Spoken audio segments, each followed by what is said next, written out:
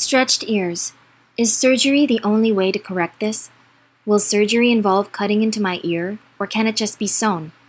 My ears were stretched up to 7/16 of an inch for a week, but I spent a while at 3/8 of an inch as well, 00 gauge, and now I have been trying to downsize for 2 months. Should I wait longer before pursuing surgery to reconstruct my ears? Also, because the holes are now so small, would the surgery have to involve cutting the earlobe in half and sewing it around again? Is there a procedure where the hole can just be sewn together because the hole never augmented the natural size of my earlobe? Thank you for your question. You submitted a photo of each earlobe, and you're concerned about the hole in the ears, which have become somewhat enlarged, and you're asking about a surgical repair where you can maybe avoid having to cut all the way through to beyond the hole inside and split the earlobe. Well, basically looking for a detailed answer about the approach that would be recommended in your situation. Well, I can certainly give you some guidance on this question, again, at the absence of a physical examination. A little bit of background: I'm a board-certified cosmetic surgeon and fellowship-trained oculofacial, plastic, and reconstructive surgeon. I've been in practice in Manhattan and Long Island for over 20 years, and helping people deal with stretched earlobes as well as elongated holes is a very common procedure in our practice. So I'll share with you essentially my thinking when I meet a patient and who's concerned about the hole that they currently have in their earlobe and what they would like to do to make things better for themselves. So to begin with, to determine whether or not a hole is elongated and to the point where the earlobe is best be divided is essentially the question of proximity of the hole to the edge. And that's kind of where I start from.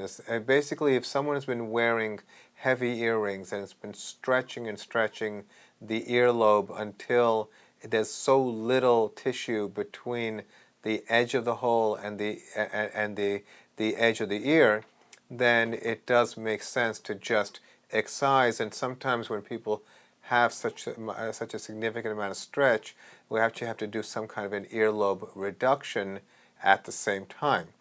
So that's a situation that doesn't seem to be the case for you.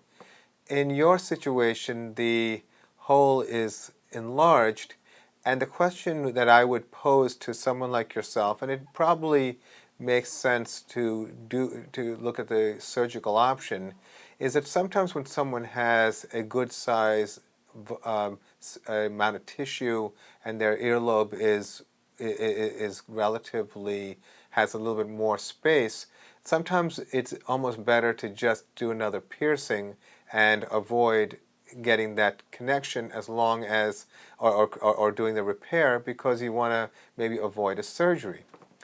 Now, that being said, in a situation like yours, looking at where those holes are, which is typically kind of in the geometric center of the earlobe, I would say that it makes sense to do what I describe as cutting out the hole in the middle of a donut type of approach.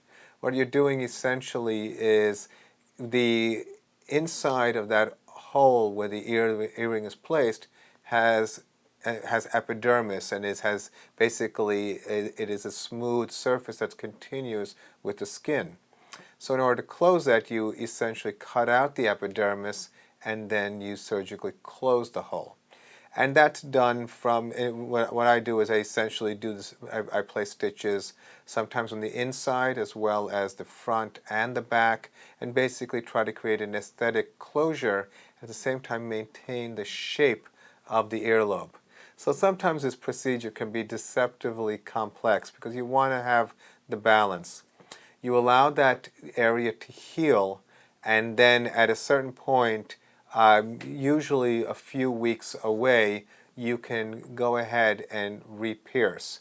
I generally tell my patients don't pierce in the same place because that area is still going to take about a year in terms of healing to mature.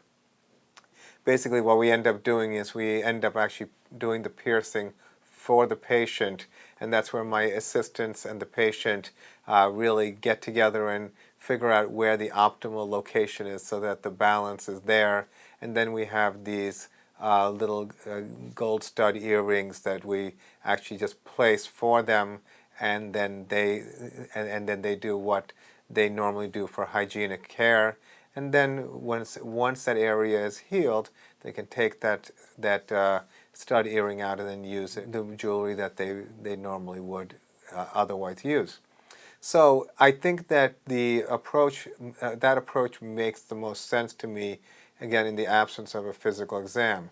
So basically thinking again of the cutting the hole out in the donut and then doing a really nice surgical closure in order to achieve a minimal amount of scarring and get a nice result so that you can then later on have the earlobe re-pierced.